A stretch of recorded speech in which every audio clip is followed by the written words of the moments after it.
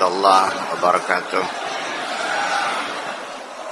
Bismillahirrahmanirrahim. La haula wala quwwata illa billah. Asyhadu an la ilaha illallah wa asyhadu anna Muhammadar Rasulullah. Allahumma shalli ala sayyidina Muhammadin wa ala alihi wa sahbihi ajma'in. Ma ba'd. Al-majlis as-sadis asyar itu. Bismillahirrahmanirrahim. Wa qala radhiyallahu ta'ala anhu yawma thulatha ashiyatan bil madrasah hadi asyara dzulqa'dah sanata khamsin wa arba'in wa khamsimi'atin ba'da kalam. Qala al-Hasan al-Basri, Hasan al-Basri mengatakan ahinud dunya, hinakanlah dunia ini. Fa innaha wallahi la tatibu, karena dunia ini demi Allah, dunia itu akan pernah baik. Dunia tidak akan pernah baik. Illa ba'da ihanatiha, kecuali kalau sudah dihinakan.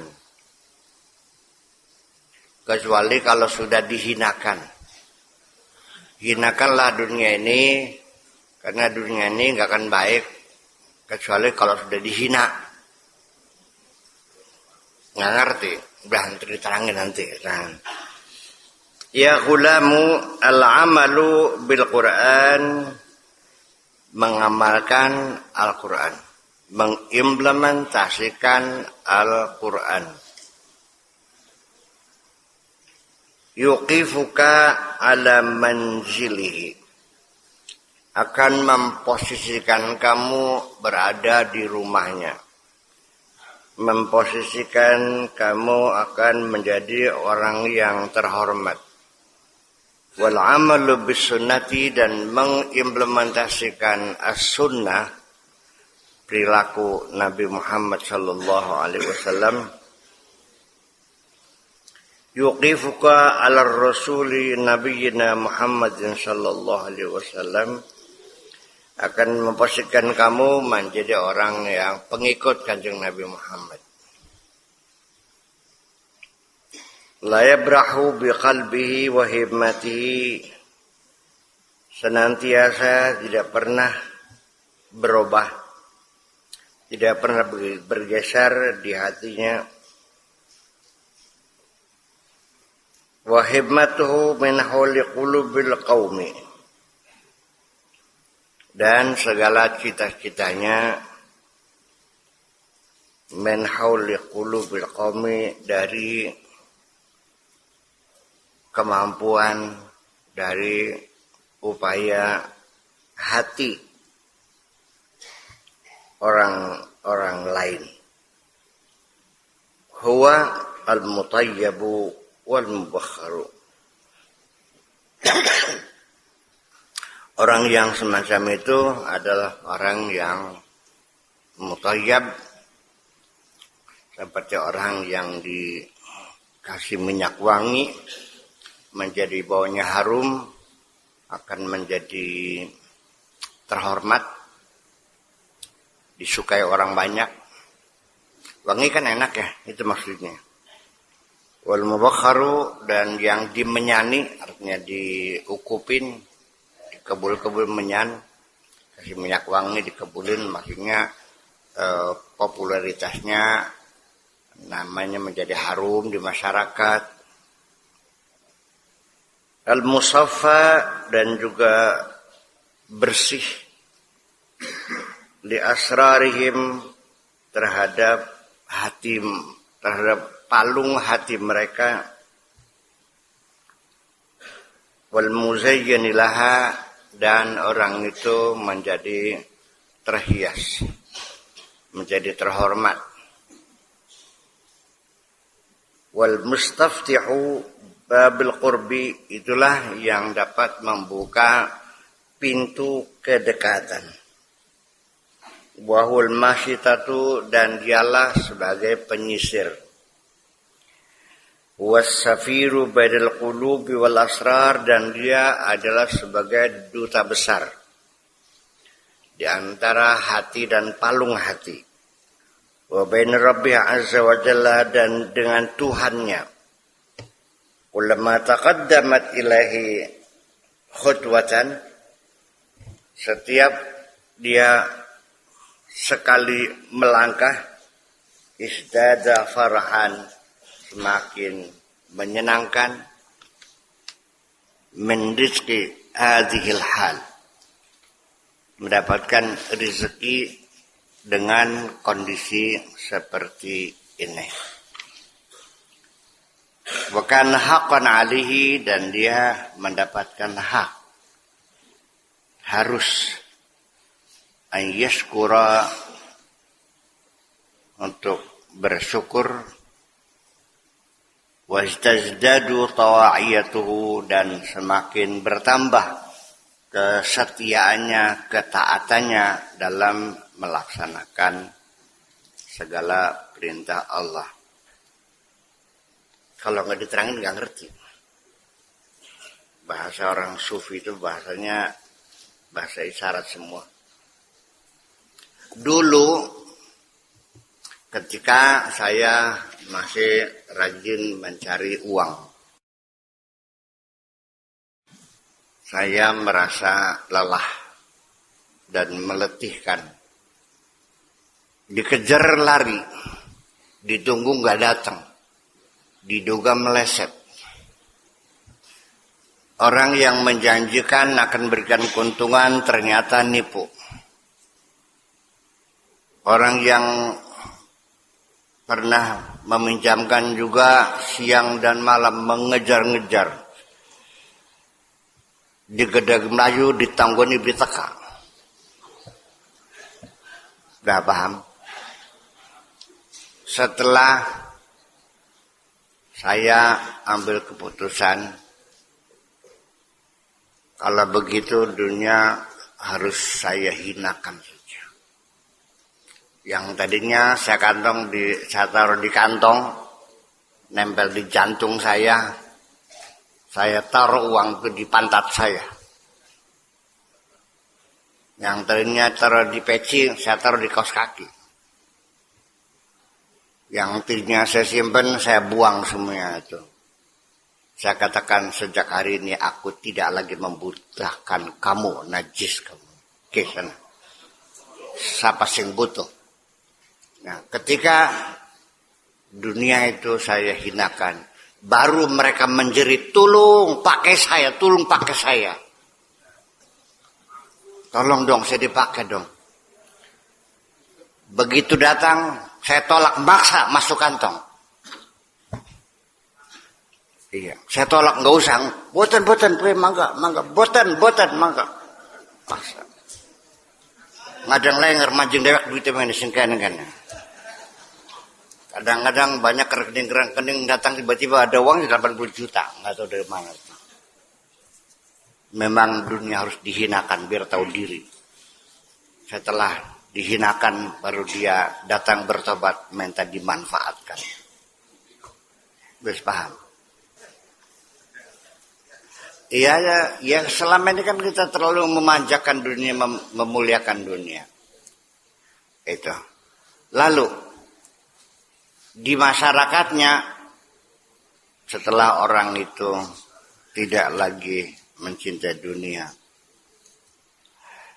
Dulu waktu kita sebagai pemburu dunia, kalau kita datang ke rumah siapapun, orang itu menjadi meriang. Meriang itu meremang bulu romanya. Jalur utang maning gini. Habis selesai madrasah, lalu sekarang proposal apa lagi? Masjid. Baru proyek masjid, apa lagi sekarang? Musola.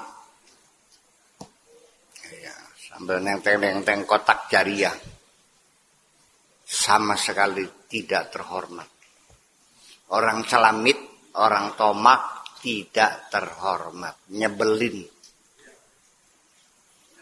Tapi setelah kamu tidak lagi sebagai pemburu dunia, setelah dunia menjerit minta tolong, minta dipakai oleh kamu, dan kamu tetap menolak, aku tidak membutuhkan kamu. Setelah engkau tidak pernah lagi mengharapkan apapun dari semua manusia, yang dulu mereka khawatir ketika engkau datang, sekarang sudah merindukan kedatanganmu. Yang dulu orang tidak suka melihat kamu datang, sekarang mereka bersukaria ketika kamu datang. Percaya nggak? Itu maksudnya. Jadi ya, di mana harga dirimu selama ini? Ngoyo temen seluruh dunia. Jadi sebenarnya yang butuh ini siapa? Apakah uang membutuhkan kamu atau kamu yang membutuhkan uang? Uang yang membutuhkan kamu. Ya. Ya. Ya goblok. Anak bujang, anak majikan berarti bujang ya sirah.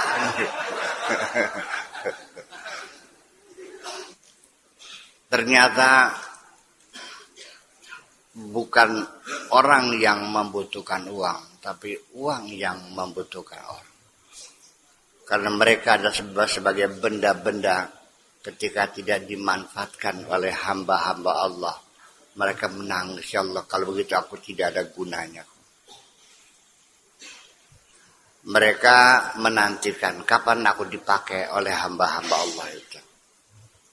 Ya, langit pun sinarnya merindukan, ingin menyentuh tubuh orang yang soleh itu. Angin pun ingin mengelus pipinya kekasih-kekasih Allah itu. Uang pun ingin disimpan di kantongnya seorang kekasih Allah. Semua. Dan memang pada awalnya memang semua apa yang ada di dunia diciptakan adalah untuk kamu semuanya. Wa khalaqalakum ma fis samawati wa ma fil ardi. Bukan Allah menciptakan kamu untuk benda-benda ini, tapi semua benda yang Allah ciptakan adalah fasilitas buat kamu. Benda yang mati, wa khalaqalakum ma fis samawati wal ardi. Allah mencipta buat kamu semua. Apa yang ada di langit, yang ada di bumi, semuanya buat kamu. Dicipta buat kamu pakai. Adapun makhluk Allah yang lain, yang berjiwa, mereka disuruh bersujud semua kepada kamu. Kalau kamu paham, dasar goblok kamu. Ya karena terbalik-balik orang merasa bangga ketika punya khodam jin. Sinting kamu. Merasa bangga ketemu sama jin. Ada jenderal bersukaria bertemu sama kopral. Yang gila mana? Mereka itu babu-babu kamu. Mereka itu jongos-jongos kamu. Disuruh bersujud kepada kamu, bukan menyembah. Artinya siap melaksanakan apapun yang kamu perintahkan. Suruh nurut, suruh membantu. Semua kesalahan ini adalah berawal dari ketidaksadaran seseorang akan posisinya. Orang yang tidak tahu diri akan posisinya, sehingga apa yang dilakukannya serba salah dan keliru semuanya. Karena bagaimanapun apa yang dilakukan oleh orang itu akan ditakar dengan posisi seseorang itu. Juga dong. Sesuai dengan porsinya, sesuai dengan pangkatnya, sesuai dengan kedudukannya. Dan kamu diberi kedudukan yang tertinggi di alam dunia ini, ternyata tidak mengerti. Sekali lagi, karena kamu dijadikan makhluk Allah yang paling terhormat di alam dunia ini. Makanya konsekuensinya setiap orang yang posisi sangat terhormat mesti harus tunduk dengan aturan-aturan protokoler. Kalau sakit pun tidak boleh sembarangan menghubungi dokter. Duduk pun tidak boleh sembarangan duduk. Menerima tamu pun tidak bisa sembarangan menerima tamu. Semuanya terjadwal. Ini yang menyebabkan kamu tidak paham. Kalau kamu diundang dalam acara dinner party dengan para menteri, para presiden, bisa nggak duduk sembarangan? Kenapa? Karena semua orang sudah ditentukan ini kursinya, dikasih nama.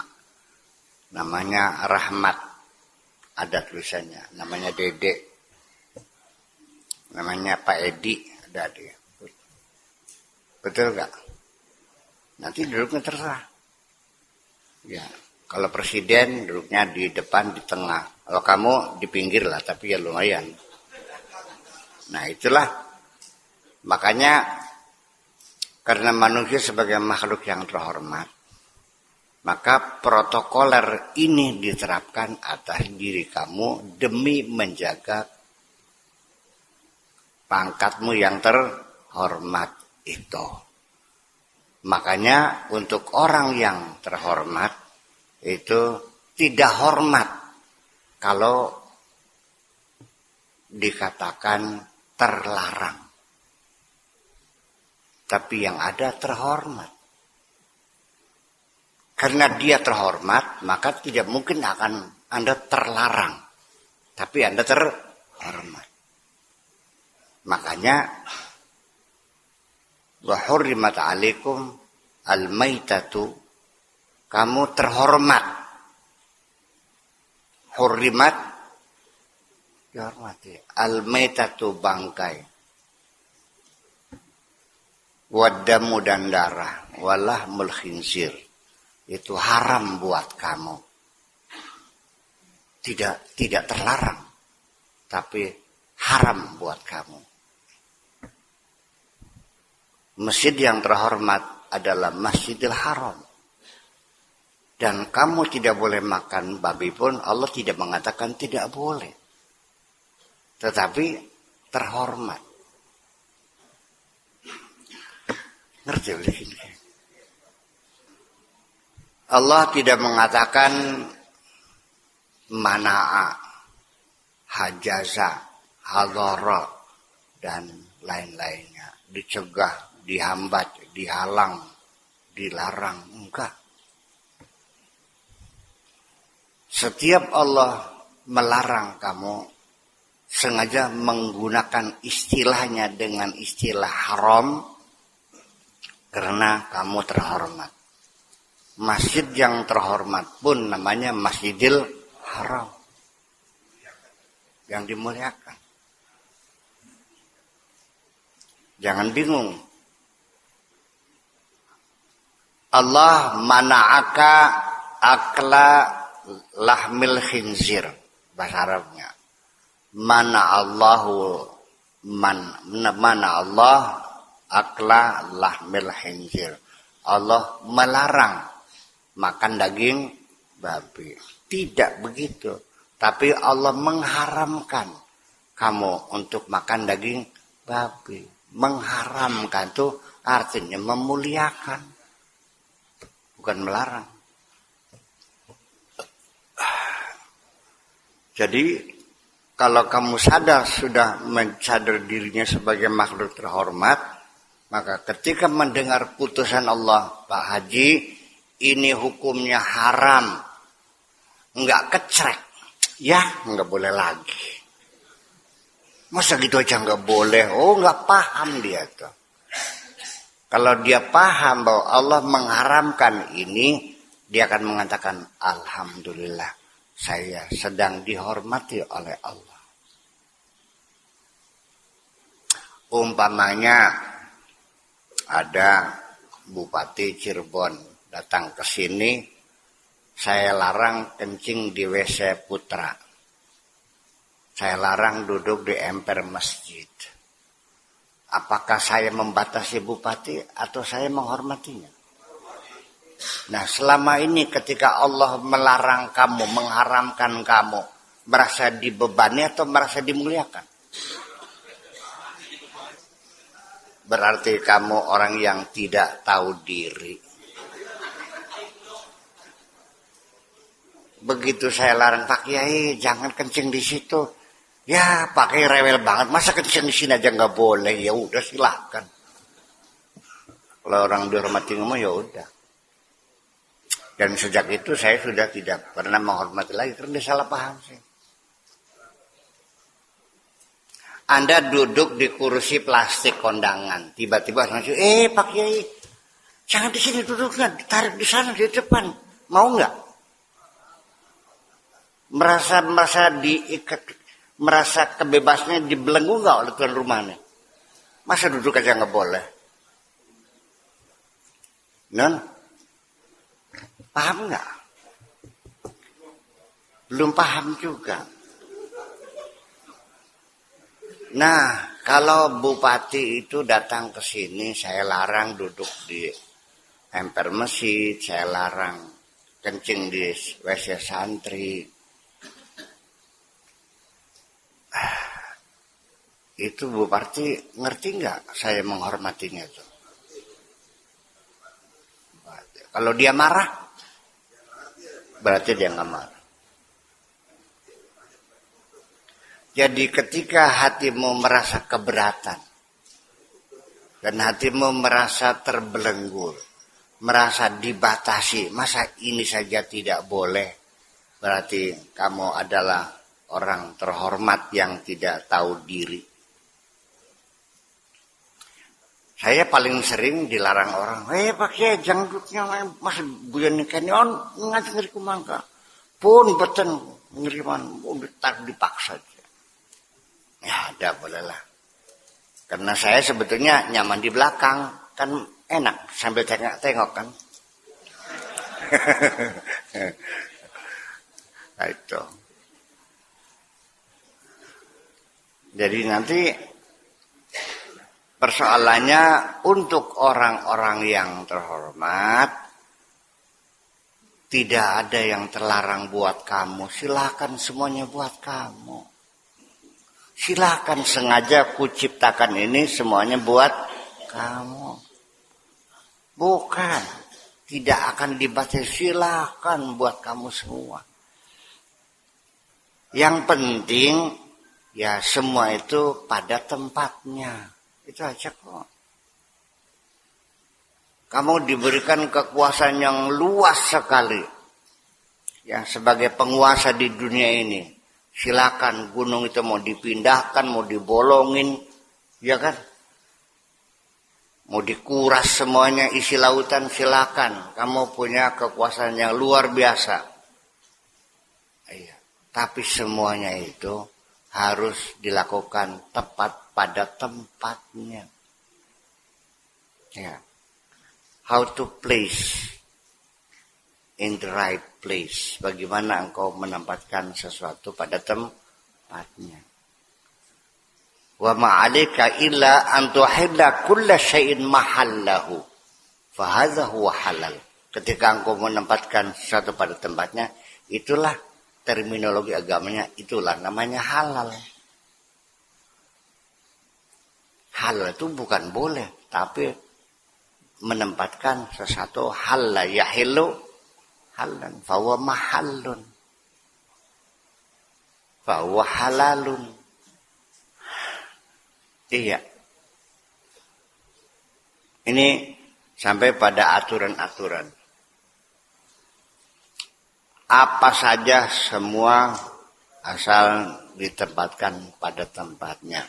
Kambing Allah ciptakan buat kamu, silakan. Dimanfaatkan. Asal yang tepat guna. tepat sasaran. Ya, bukan Allah memberikan kambing buat kamu dan itu halal, lalu tulangnya kamu makan, bulunya kamu makan, dagingnya kamu makan, darahnya kamu makan. Ya goblok namanya. Yang dimakan apanya? Kulitnya buat apa? Bikin sepatu. Bulunya bikin apa? Bikin wol. Paham? Bikin sirik tuh mencecek.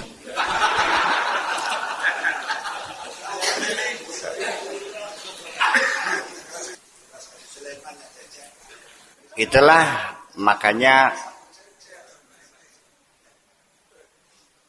tidak ada di dunia itu yang tidak boleh. Semuanya boleh. Sebetulnya hanya sedikit saja yang tidak boleh. Itu pun Allah tidak mengatakannya tidak boleh, tapi diharamkan. Haram itu mulia. Masjidil Haram, Syahrul Haram, Kiai terhormat, Syekh Al-Muhtaram, istri tercinta Harim. Mana ada? Harum juga nggak boleh. Harum itu mulia artinya. Ya karena kamu terhormat. Jadi tolong jangan hinakan dirimu ngemis-ngemis sama dunia. Sampai merendahkan dirimu sendiri, nggak tahu diri, nggak tahu malu. Hanya untuk mengejar-ngejar dunia. Ya. Saya setuju dengan firman Tuhan, wa ma arsalnaka illa basyiraw wan nadhira. Basyiran selalu memberikan kabar gembira, nadhiran selalu memperingatkan, mengancam. Ya. Itu Kanjeng Nabi abad ke-7 seperti itu. Tapi untuk anak-anak kita berbicara agama, jangan terlalu banyak janji-janji pahala itu. Iya. Jangan terlalu mengobral pahala. Itu aja kok. Ini kadang-kadang kamu nggak tahu diri, menceritakan surga begitu begini seperti pernah masuk surga aja. Nah kalau mereka anak-anak itu bertanya, Pak Kiai sudah berapa kali masuk surga? Nah jawabnya gimana? Katanya, cena, itu salahnya. Iya. Jadi akhirnya karena melihat agama itu bukan dari posisi manusia, agama itu sebagai undang-undang protokoler untuk manusia yang terhormat. Kalau orang tidak terhormat nggak usah beragama. Orang gila dituntut enggak? Enggak dong. Anak kecil? Enggak. Iya kan? Enggak mungkin dong. Binatang? Ya enggak. Kebo perlu agama enggak? Enggak.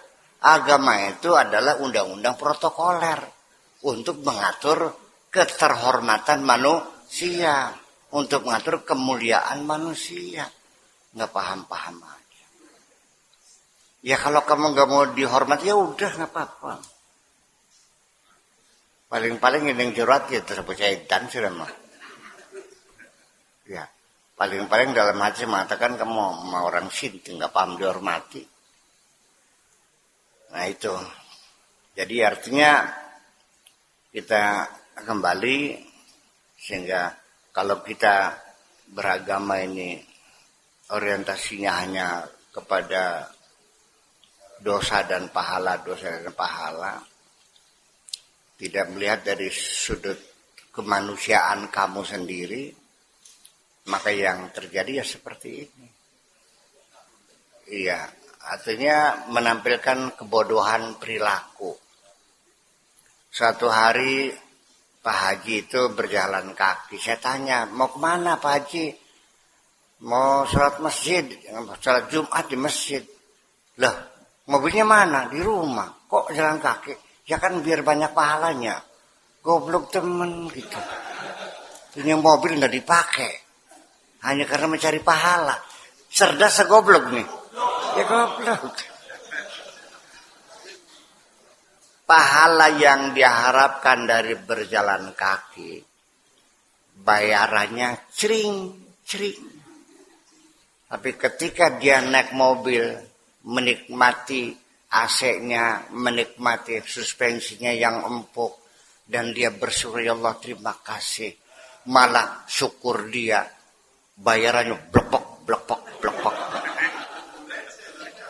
Bukan cering gitu.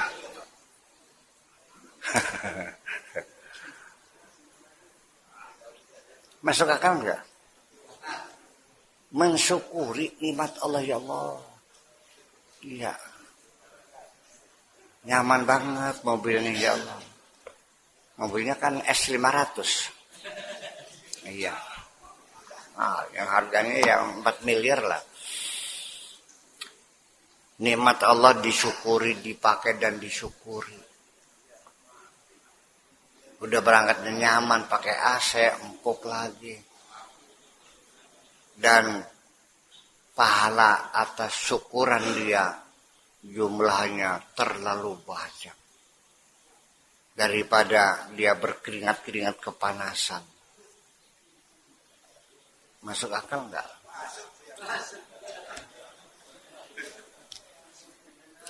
Jadi ketika agama diuraikan kepada masyarakat berdasarkan pahala-pahala, obral sorga, ternyata tidak tepat sasaran. Iya, bukan saya salah ya, malah menyesatkan. Orang mobil mau ke Surabaya, dia mau ke Jakarta, suruh naik mobil ke Surabaya.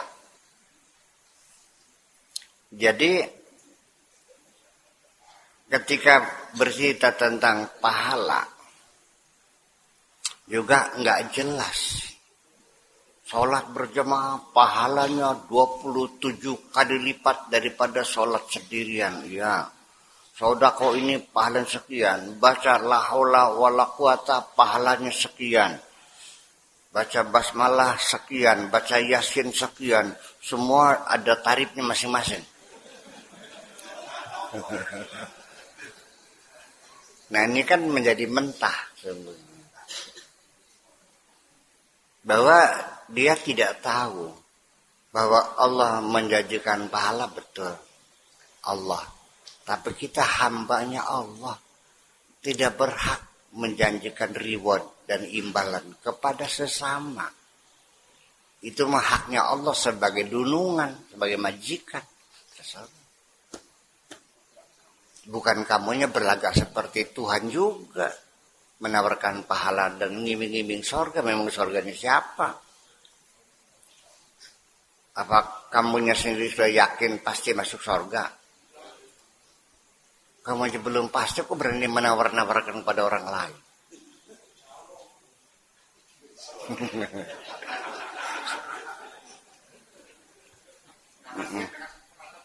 Iya, Terus yang jadi persoalan mana? Fokus.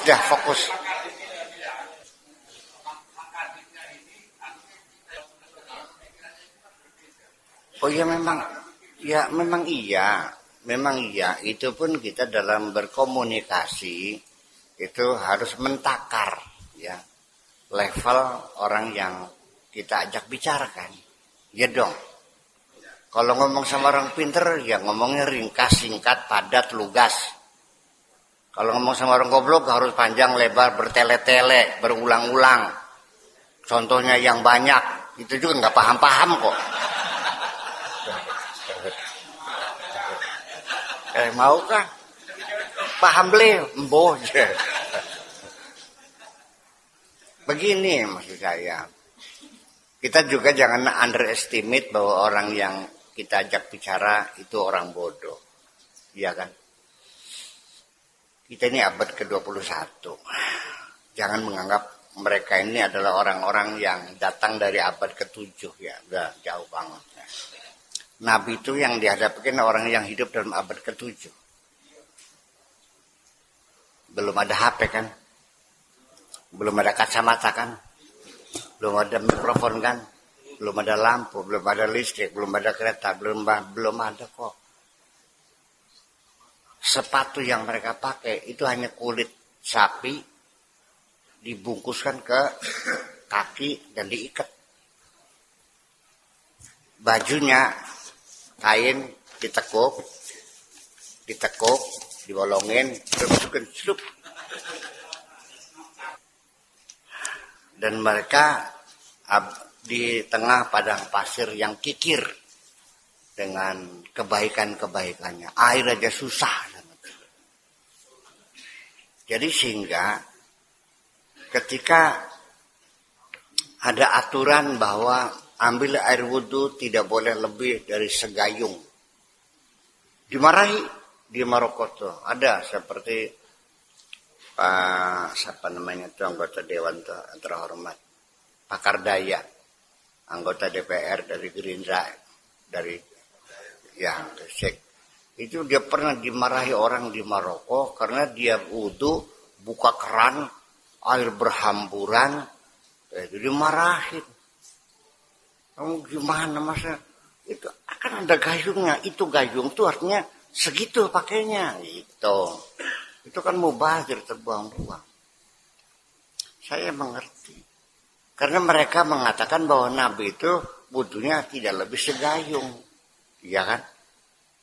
Karena di Mekah itu air itu mahal dan sulit mendapatkannya. Paham, Bli? Yang kamu ambil air wudhu di Sungai Cimanuk, lalu ambil segayung, ya goblok banget.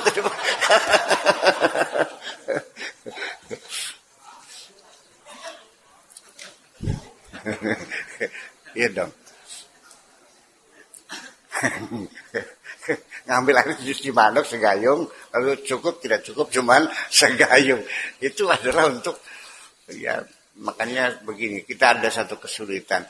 Coba Al-Quran itu kita tafsirkan dengan gaya baru ya, penafsiran antropologis, jangan hermeneutika saja, jangan sintaksis saja, jangan hanya mubtada khobar saja, tapi kajian antropologi, sosiologi, psikologi. Ya dong, pada zaman itu. Jadi jangan dikatakan bahwa itulah yang termulia karena Nabi melakukannya. Ya karena pakaiannya seperti itu, sholat di Masjid Nabawi, di Masjid Nabawi, di mana orang perempuan itu di belakang, laki-laki di depan, rupanya diperhatikan. Orang perempuan itu kalau bersujud lama-lama gitu. Ada lumayanan bocahnya. Ya itulah persoalannya. Iya. Akhirnya ya itulah. Harus jaraknya jauh dan sejajar, jangan di belakang. Sujudnya bukan jidatnya, pipi yang sujud begitu. Nabi Pak Rahmat lagi nungging dan di belakangnya. Gitu. Dan lagi suatu hari ada orang perempuan dari Persia di pasar, waktu dia naik kuda terjatuh, terjelengkanglah. Ternyata pakai celana. Orang sudah tutup mata semua, ternyata enggak pakai celana. Nah, lalu Rasulullah mengatakan Allah memberkahi perempuan-perempuan muslimah pakai celana. Nun, pakai celana dalam maksudnya. Barakallahu adal mutasarwilat, yang pakai serwal. Perempuan pakai serwal itu dianjurkan. Kan baru setelah berhubungan dengan orang Persia. Dulunya kan nggak pakai celana dalam.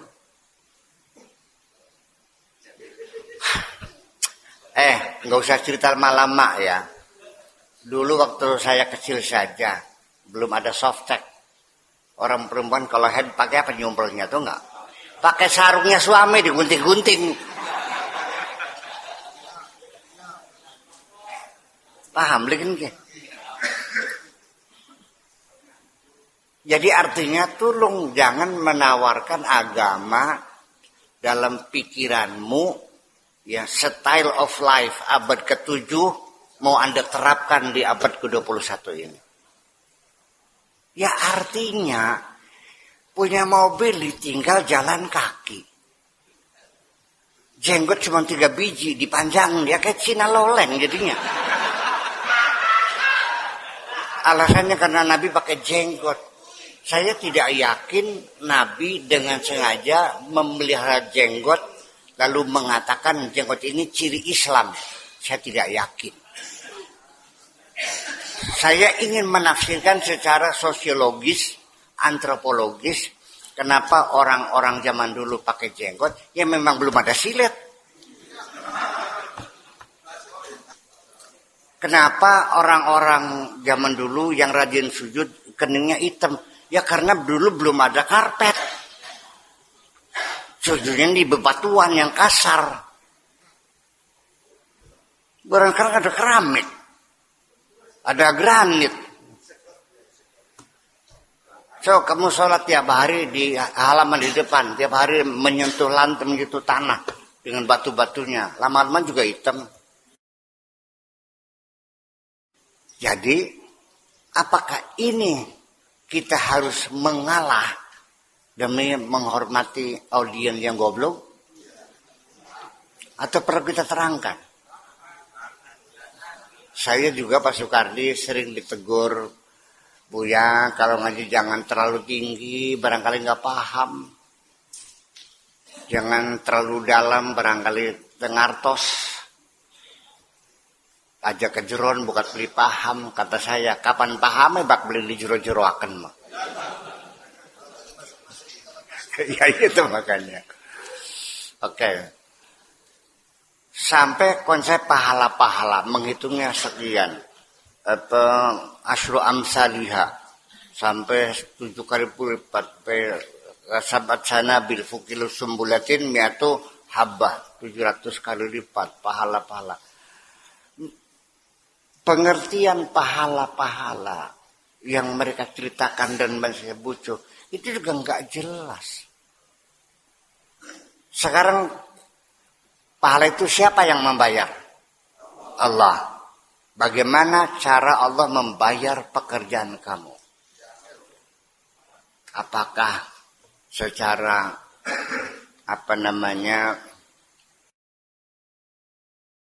ya secara primitif tah barangkali nya berapa ngacul tah ya Allah ya Rabbi, berapa Allah akan membayar pas dengan akurasi yang sangat tinggi. Ukurannya bukan pakai kintal, bukan pakai kilo, bukan pakai on, bukan pakai gram, tapi ukuran atom sekecil-kecilnya diperhitungkan. Wa may ya'mal mithqala dzarratin khairan yara. Amal seberat atom pun akan diperlihatkan, dihitung semuanya.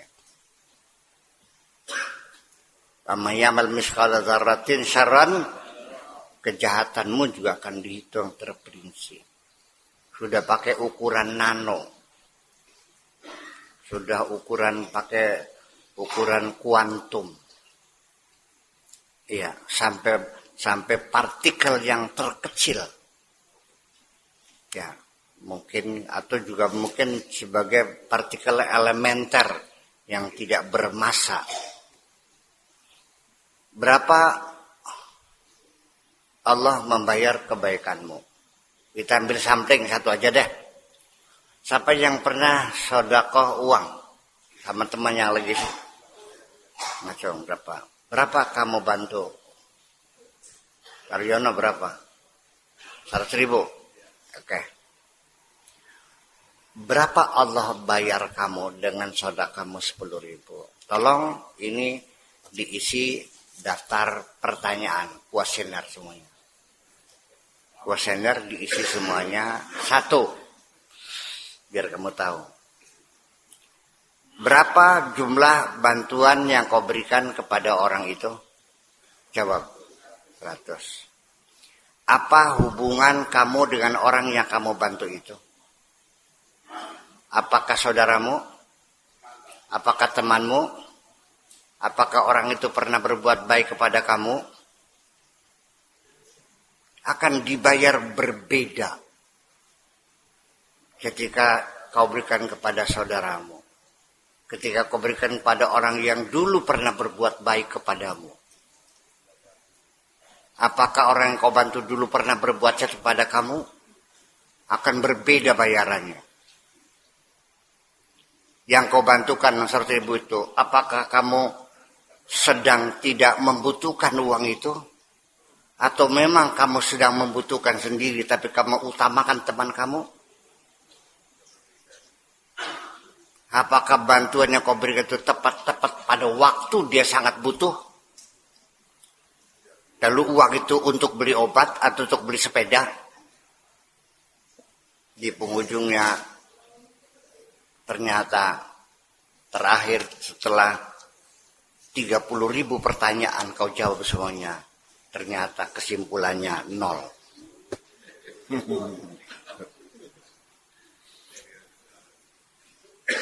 Apakah kamu sedang berlimpah ruah sehingga uang itu kau berikan? Ataukah memang sesuatu yang kau berikan sedang kamu sukai atau sudah tidak kamu sukai? Sedang kamu butuhkan atau tidak sedang kamu butuhkan? Lalu setelah kau bantu mereka itu, orang yang dulu menjahati kamu, dia susah kamu bantu, akan berbeda dengan orang yang dulu pernah berjasa kepada kamu dan kamu bantu dia. Ada keterikatan. Dibayar beda. Wes paham? Ada berapa pertanyaan ini? 30.000 pertanyaan kau jawab dulu. Jadi artinya ya sudahlah, nggak usah ngitung-ngitung pahala dah. Moga-moga ditampik gitu aja dah.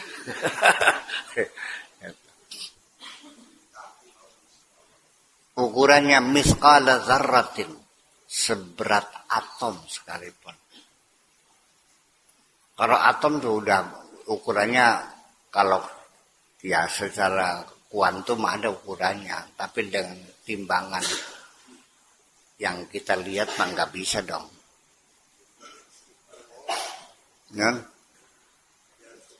Ya kalau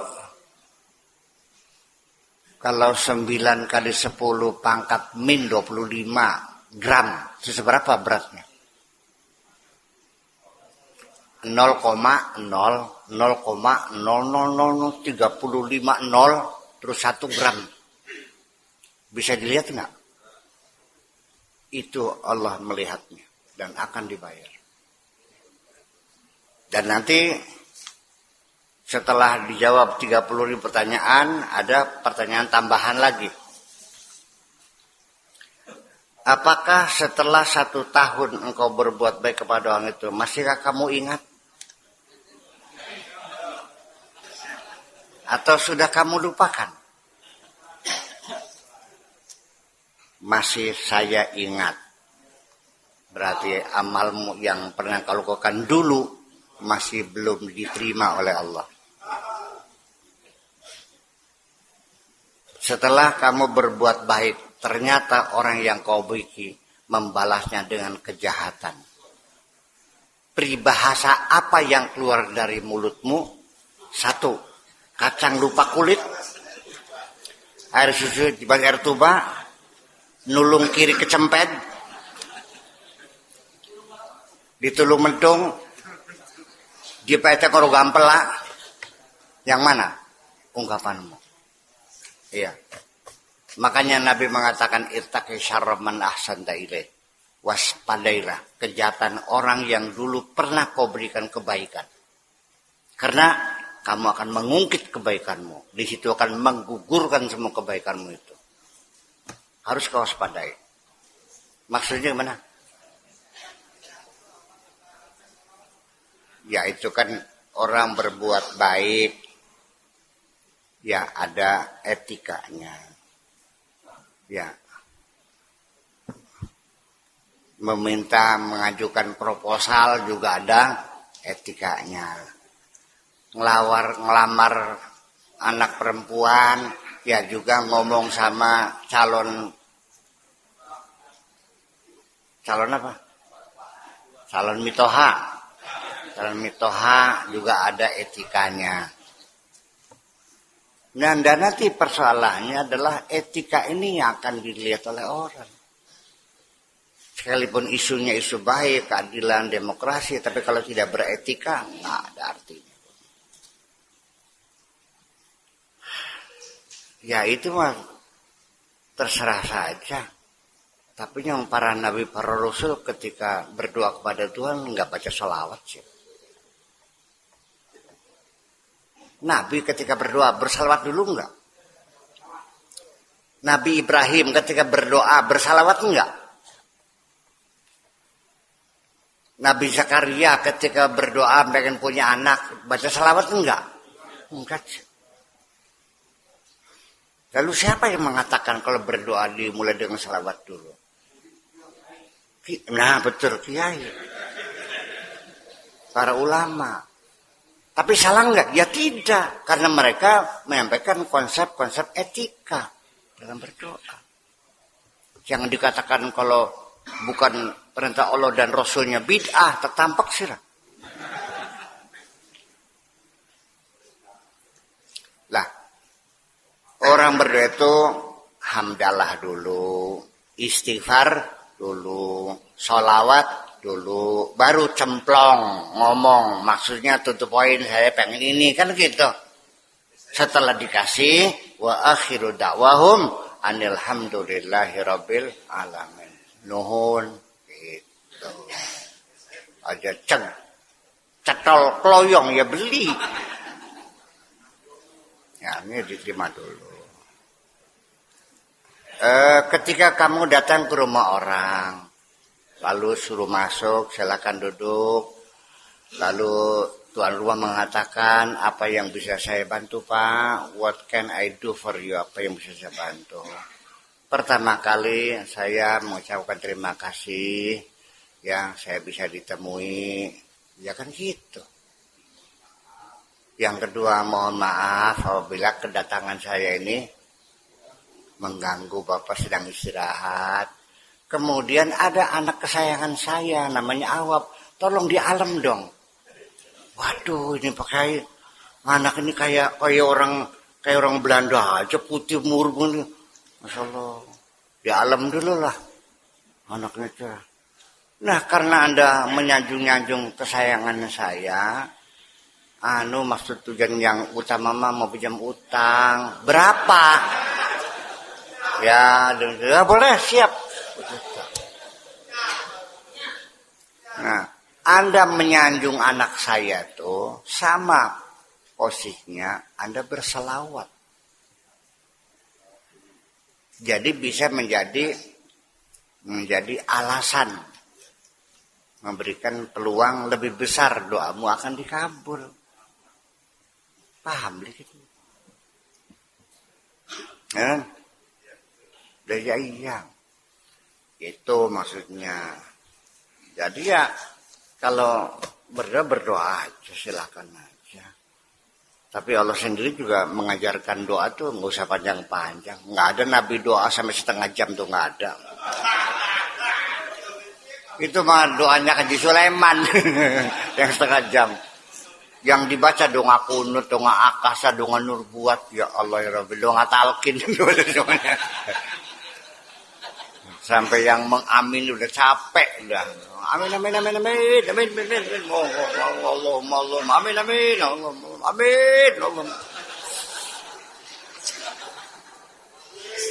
Ini kan tragedi sehari-hari kan begitu. Ini tragedi.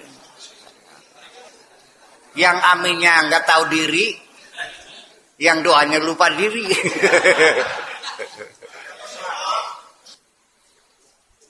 Pertanyaan saya, kenapa Anda terikat dengan materi ini, dengan dunia ini? Kenapa terikat?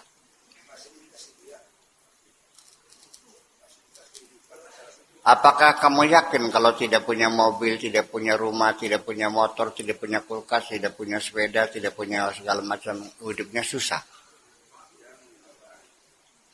Cerdas ya aku.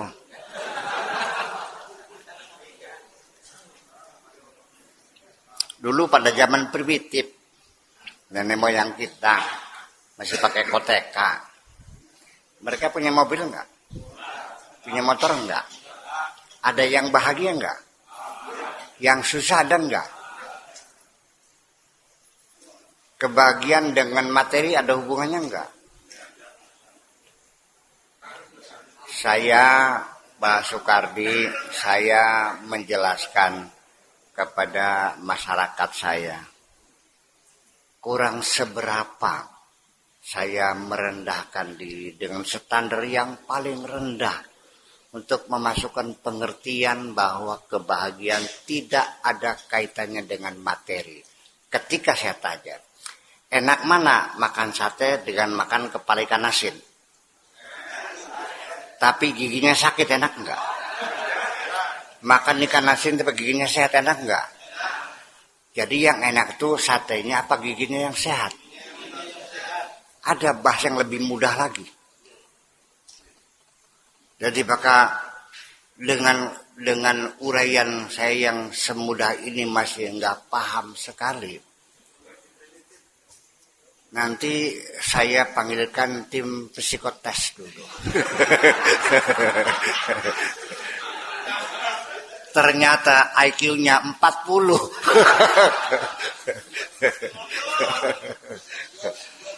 Nah, kalau yang itu jangan diperhitungkan. Ngabisin waktu dong. Paling tidak yang standar yang IQ-nya 100 lah. Goblok beli, pinter beli, sedang 100. Ya, hasil perkalian teori IQ dari metodologi yang dipakai oleh Raymond Bene, yaitu umur akal per umur tahun dikalikan 100. Itulah nilai IQ, intelligent question. 100 per 100 dikalikan 100 sama dengan 100. Umur usianya 5 tahun. Umur akalnya 5 juga. 5 per 5 kali 100 berapa? Ya 100. Berarti pas sedang kan? Itu udah cukup. Gitu. Nah, jadi artinya sasarannya saya ingin mengatakan silakan cari materi, tapi jangan sampai mengorbankan kesehatanmu. Karena yang paling penting kebahagiaan itu yang paling substantif adalah kesehatan. Ya terlalu bodoh kalau kamu cari materi mengorbankan kesehatan. Betul kan?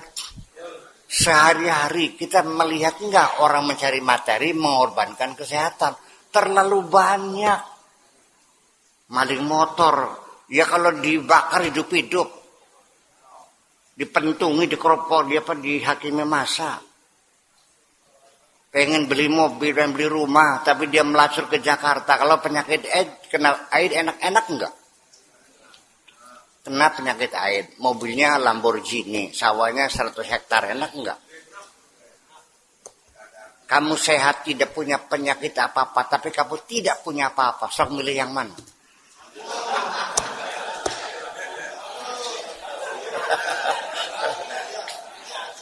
Orang kalau sehat, naik apa saja enak, tidur di mana saja nyenyak, makan apa saja lahap. Gitu dong. Itu makanya. Jadi yang namanya materi jangan kau puja-puja. Datang silakan, pergi silakan. Ya. Bagi kita nggak ada bedanya berlian dengan batu kali.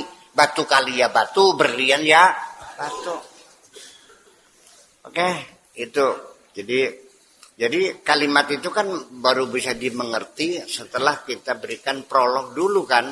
Bahwa batu berlian dengan batu kali itu sama.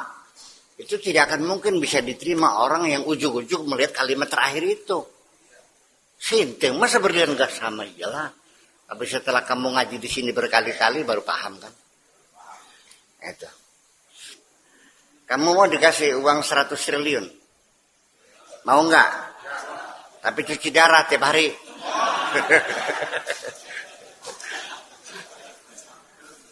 Jadi kamu akan bahagia. Hari ini kamu bahagia.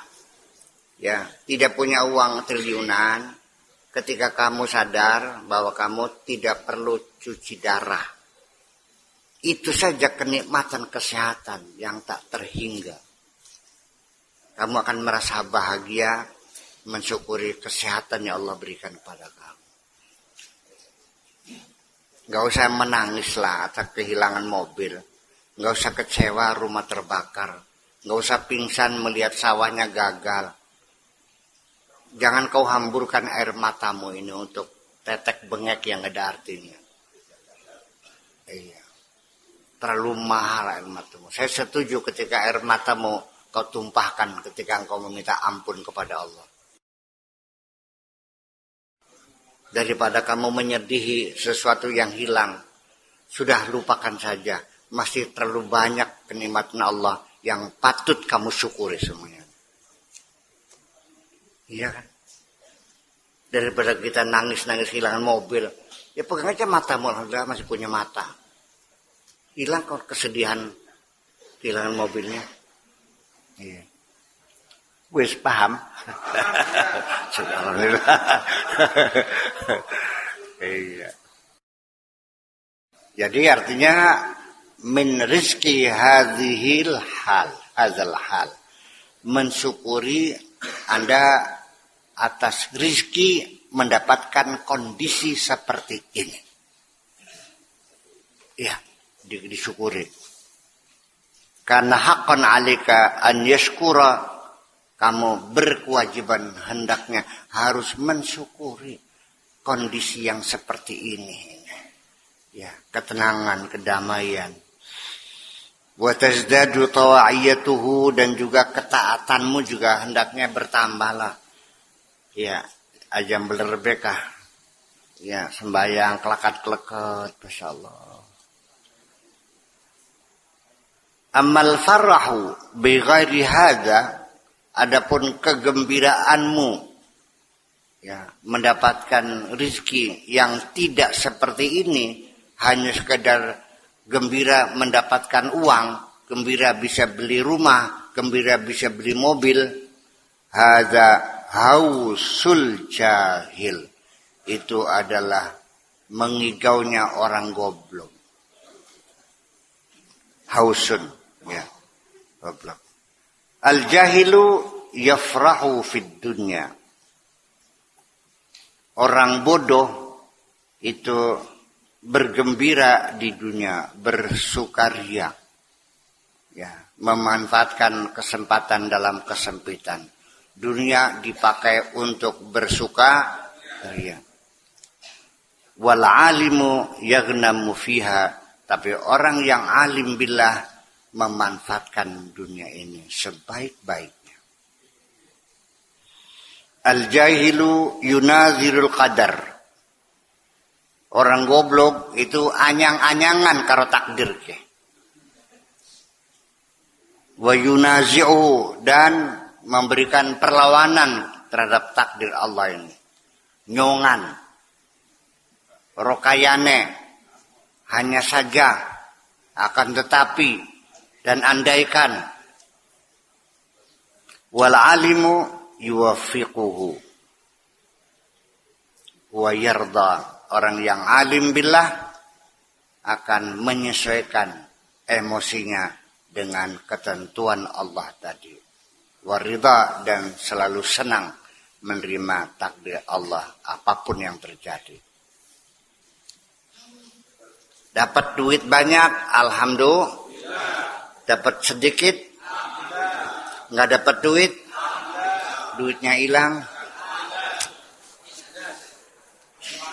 Beli payu-payu laki, ketemu karo demenan, ngejak kawin, dua laki, lakinya demenan maning.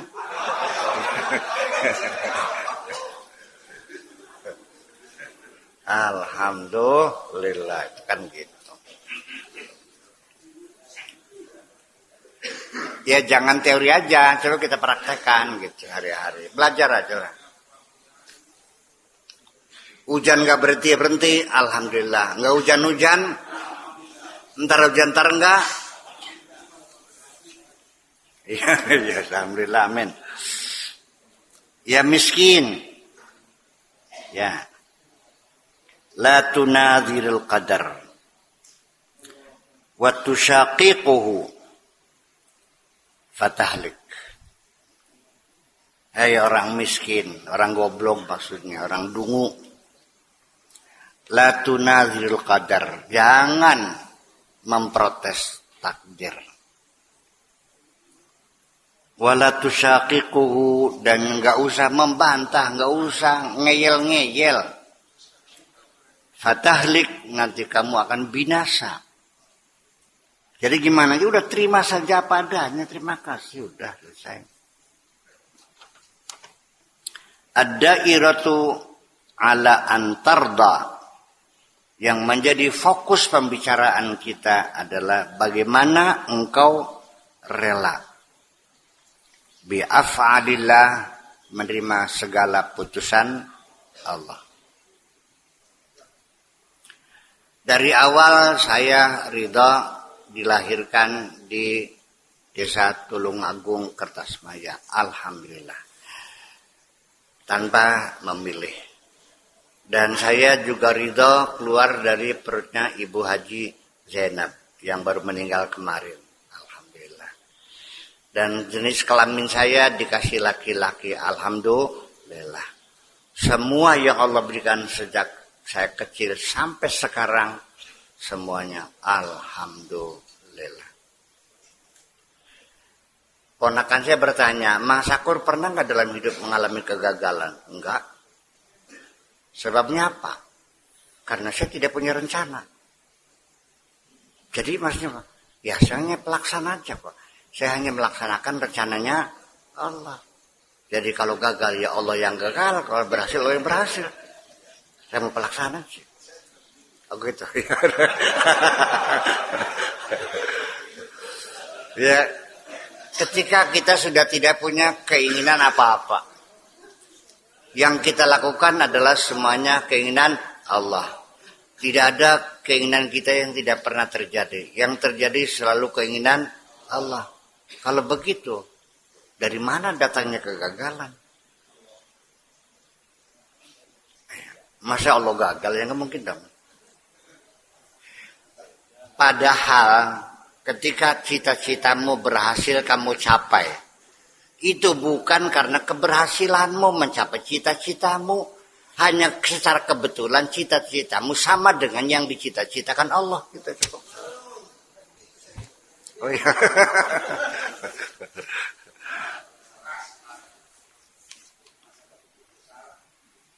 Wa an tukhrija qalbaka minal khalqi wa tulqi bihi rabbal khalqi.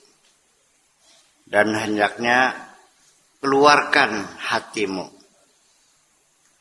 minal khalqi, dari ketergantungan kepada sesama makhluk. Bebaskan belenggu di hatimu yang terikat oleh makhluk-makhluk itu.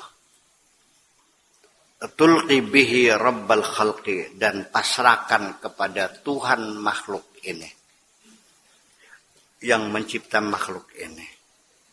Jangan ada ketergantungan dengan makhluk-makhluk Allah ini. Serahkan hatimu kepada yang menciptakan makhluk-makhluk ini. Talqahu biqalbika wa sirrika wa ma'nak. Nanti akan kamu dapat saksikan sendiri dengan hatimu, dengan sirmu, dengan palung hatimu, wa ma'naka, dengan maknamu. Idza dumta ala mutaba'atil haqqi azza wa jalla wa rusulihi wa ibadihi salihin, dan apabila engkau telah berkesinambungan selalu. Ala mutaba'atil haqqi, ikut saja, mengikuti apa yang jadi keinginan Allah Subhanahu wa ta'ala, azza wa jalla.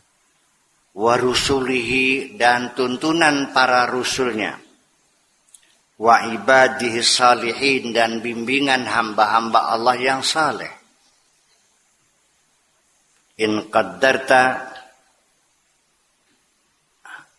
an takhdum salihina faf'al fa innahu khairun laka fid dunya wal akhirah. Dan andaikan kamu mampu untuk berkhidmat kepada orang-orang yang saleh. Berkhidmat itu nggak usah diartikan ngebujang, nggak usah menjadi jongos. Artinya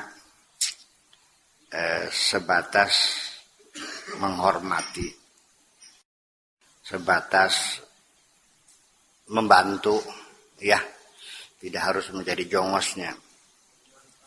Ya, menyenangkan orang-orang yang saleh, yang kamu duga. Saya tidak mengatakan orang yang saleh, tapi orang-orang yang kamu duga orang yang saleh. Dan nanti dugaan kita pasti berbeda. Ada orang mengatakan ini saleh, sebagian oh bukan, cuma penipu, itu ada. Ya kan? Ada yang mengatakan ini berbeda-beda. Kalau ini berbeda lagi. Ya soleh sama soleh, tapi orangnya agak on gitu. Soleh sama soleh agak on gitu. Iya. Fa innahu khairun laka fid dunya wal akhirah, itu lebih baik bagi kamu. Ya, artinya jangan mempersulit, memusuhi, menistakan orang soleh, dimuliakanlah, maksudnya mah gitu. Pada batas-batas norma yang berlaku di tempat itu. Dan orang saleh dapat dipastikan pasti tidak setuju dengan sistem feodal. Karena orang saleh adalah orang yang tidak pernah minta dihormati. Jadi kamunya jangan menunggu diminta. Kamunya berinisiatif. Ada orang soleh bawa koper berat, ya tolong bantuin dong, aja gatot-kotot, malah puas. Iya, kalau bisa bantu aja. Ya, silakan. Sesuai dengan keyakinan Anda, cari orang yang soleh siapa. Lau malaktad dunya kullaha, andaikan engkau menguasai dunia ini seluruhnya. Kau miliki dunia ini seluruhnya. Sampai 10 Jawa dek sira kabeh. Walam yakun qalbuka kaqulubihim. Tapi hatimu tidak seperti hati mereka orang-orang yang saleh. Kunta la tamliku dzarratan. Kamu sama sekali tidak pernah memiliki dunia ini satu seberat atom sekalipun. You have nothing. Kamu tidak punya apa-apa. Kamu tidak pernah memiliki dunia ini. Yang ada dunia yang memiliki kamu. Kamu menjadi jongosnya dunia. Yang mengurangi jam tidur kamu. Yang memisahkan kamu berpelukan dengan istrimu. Yang mempersulit kamu untuk bergurau, berkumpul dengan anak-anakmu. Mobil 30, tetap yang kau duduki hanya satu kursi. Orang lain yang menikmatinya, kamu yang jadi wadal. Tahu wadal? Tumbal. Yuk kita komparasi orang miskin yang ridho dengan takdir. Orang kaya yang serakah, keinginannya nggak pernah selesai. Lihat tidurnya, dengkurnya, berbeda. Tidurnya lelap, ngorok ke jerok. Ya Allah, nikmat banget. Ya. Orang yang kaya, aduh sakit, aduh sakit, aduh sakit. Puas loh. Dan dia merasa bahagia dengan sakitnya itu. Ada orang yang tergila-gila dengan harta. Lemari penuh uang. Sehari-hari ngitung. 1, 2, 3, 4, 5, 100 pengket lagi. 1, 2. Tidur, ngelamun lagi, bangun lagi. Hitung lagi 1, 2, 3. Terus ditempel pakai solasi ban di tembok. Tempelin semua. Terus dilihat uangnya. Allah banyak ya. Dia merasa bahagia melihat uang. Orang gila nggak tuh? Kalau orang melihat uang senang, orang gila. Tapi kalau kamu senang lihat Syahrini, oh cerdas kamu.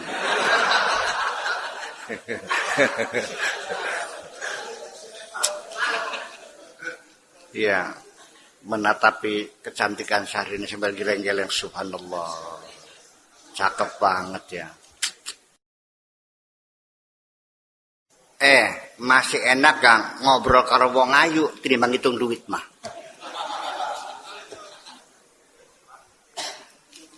Kesenanganmu menghitung uangmu itu kesenangan yang sangat abstrak. Tapi bisa bergurau dengan perempuan cantik, anak gleser-gleser.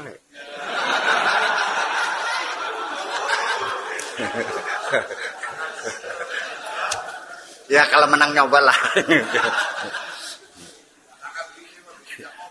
Ya itulah persoalannya. Tapi tidak juga kok. Mereka juga tidak menjual dirinya dengan materi. Dia juga mencari pasangannya sesuka-suka hati dia kok. Pernah gak ngeliat orang cantik jelita, suaminya jelek? Kelilipan apa nok? Semua lo gantengnya gitu. Ya benar kan ya persoalan. Jangan dikira kamu punya uang kamu bisa berbuat segalanya. Tidak. Nggak bisa. Percayalah. Kullu man yusallih qalbahu lillahi azza wa jalla. Barang siapa yang mau mereformasi hatinya, memperbaiki hatinya kepada Allah Subhanahu wa taala, wa yakunu ma'ahu ad-dunya wal akhirah. Dan dia mempunyai dunia dan akhirat. Hatinya baik kepada Allah. Ya. Dengan kekayaan dunia akhiratnya, yahkumu bainal awam wal khawas. Dia sangat berpengaruh di kalangan orang awam maupun orang khusus. Akan didengar kalimatmu, akan menentukan. Kalimatmu yang menentukan. Ya, artinya kamu menjadi stakeholder. Iya, duitnya banyak, hatinya baik, dermawan. Ya, orang mau nyalon kuwu mendatangi kamu, tolong dukung saya. Yang mau jadi gubernur, tolong dukung saya. Karena ucapanmu didengar orang banyak. Tapi kalau kamunya kaya tapi medit, akeh sing nyupatani. Begitu mati, banyak yang nazar. Ada yang terjun bebas ke sungai ada. Ada yang bikin bubur merah, bubur putih ada. Ada yang motong ayam semani. Ya, ayam yang hitam semua tuh semani. Sengaja potong nazar. Karena pamer harta di hadapan orang miskin itu sangat menyakitkan mereka. Paham? Istirahat dingin, paham beli.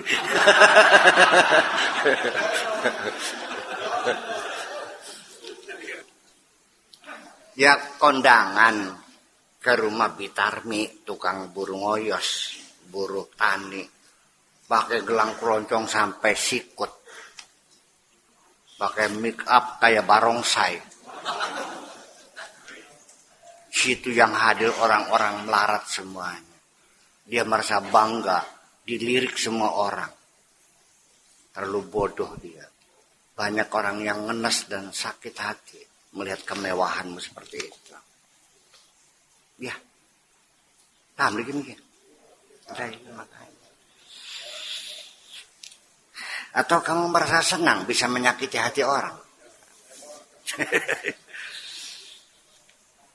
Ya itu. Yahkumu bainal awami wal khawas bihukmillah.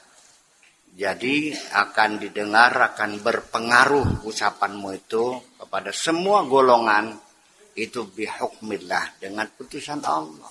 Karena kebesaran Allah juga. Waihat, koplok lagi. I'raf qadraka. Ketahuilah kadarmu. Ketahuilah ketentuanmu. Ketahuilah pangkatmu. Ketahuilah dirimu. Ish anta bil idhafah. Apalah artinya kamu dibandingkan dengan ilaihim, kepada mereka orang-orang soleh itu. Jangan dulu petang-peteng merasa paling hebat sendiri. Apa sih kecil kamu yang gak ada artinya dibandingkan orang-orang yang soleh itu. Jangan kau bangga dengan hartamu semacam itu. Anta kullu hammika al-akal wa syurb wa libas wa nikah. Otakmu sehari-hari yang kamu pikirkan ya muter-muter di sekitar sekedar badogan, minuman, pakaian, kawin, wa jam'id dunya, mengumpulkan dunia, wal hirs, dan kerja pontang-panting, banting tulang siang malam, alaiha, untuk mencari dunia. Terlalu bodoh kamu ini. Otaknya otak duit. Sampai pergi cari burung murai, burung foxeye yang bisa punya duit. Berapapun dibeli. Ya, ada nggak burung yang punya duit itu? Nah itu mahal harganya tuh. Ya, karena itu sangat membantu dia membangun imajinasinya.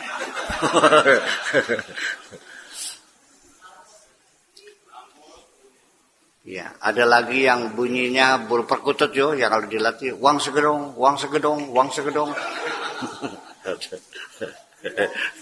Iya. Sehari-hari dari pagi sampai sore mikir duit aja. Umalun fi umuri dunya, urusan dunia kamu pekerja keras. Wa batalun, dan pengangguran kamu nih fi umuril akhirah, nol gede di akhiratnya. Ya, di dunia mah terengginas, gesit, cekatan, tapi begitu Allahu Akbar lelet. Ya, nembe peragat maghrib bisa dan maning bae. Iya. Tu'ilah maka wa tahdifuhu lid-dudi wa hasyaratil ard. Dagingmu nanti akan menjadi rusak dan akan dimakan oleh ulat dan binatang-binatang tanah itu. Akan menjadi busuk dan dimakan oleh ulat semuanya itu. Itu akhiran dari kehidupanmu, dimakan ulat. Ani Nabi sallallahu alaihi wasallam, inna lillahi azza wa jalla malakan. Allah punya seorang malaikat. Yunadi kulla yaum, setiap hari memanggil-manggil. Ghudwatan wa asyiyatan, pagi sore terus memanggil-manggil. Ya Bani Adam, hai Bani Adam, hai manusia. Lidu lil maut, silakan kamu beranak turunan, siap untuk mati. Wabnu lil kharab, silakan kamu bangun untuk dihancurkan. Wajma'u lil ada, silakan kumpulkan harta. Nanti yang memanfaatkan hartamu adalah musuh-musuh kamu semua. Ya, anak-anakmu yang tidak pernah sayang sama kamu. Bapaknya mati, boro-boro Al-Fatihah, langsung cari linggis, nyongkeli lemari, berebut sertifikat. Begitu suruh mandiin, nyebokin bapaknya, pating kecius. ngongkon lebih. Itu kan mengenalkan. Itu nasibnya seperti itu. Harta yang kamu kumpulkan dengan mengorbankan waktu, tenaga, pikiran, kesehatan, ya ternyata setelah kau tinggalkan dipakai buat foya-foya oleh anak-anak. Sekali mendoakan bikin haul, setahun sekali Al-Fatihah. Kun gak ada mending kun. Terus pisan haul tuh. Sira bengen ngirimi anak ngal bulan ora. Waya anak ini sira masantren kuburan setahun sepisan. Jangan tertipu oleh dirimu sendiri. Jangan tertipu. Saya tidak mengajak kamu miskin. Silakan kau miliki harta sebanyak-banyak, silakan. Tapi engkau memiliki harta, bukan engkau dimiliki oleh harta. Silakan simpanlah hartamu di lacimu. Jangan kau simpan dalam hatimu dan pikiranmu. Biarkan hatimu damai bersama Sang Pencipta. Dan harta yang banyak kau berikan kepada mereka yang sengsara di dunia ini. Siap? Iya. Akhirnya kamunya terhormat. Iya, orang semua kebagian, kamu badannya sehat. Sampai ketika kamu mati, semua orang sedesa nangis semuanya. Rebutan gotong katilnya kamu kok. Paham bikin ke? Iya. Ya bakal medit pada surah kabeh. Alhamdulillah berising bengen modare kaya Allah. Wis hijib nasor dibaca nggal bengi belum mempan.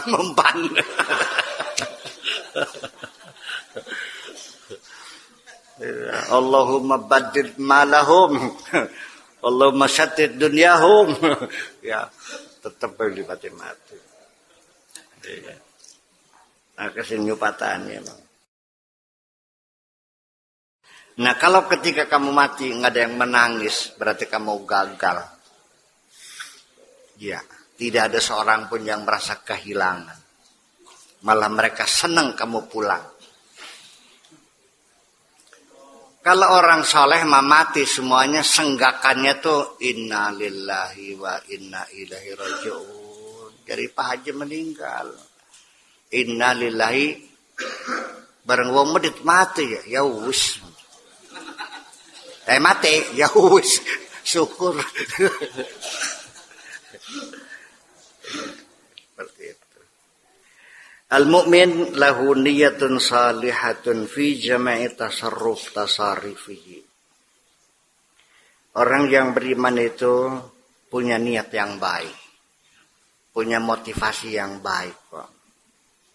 Fi jami'i tasarifihi. Semua perilakunya, semua kebijakannya, semuanya didorong oleh niat yang baik. Nggak ada punya niat jahat tuh.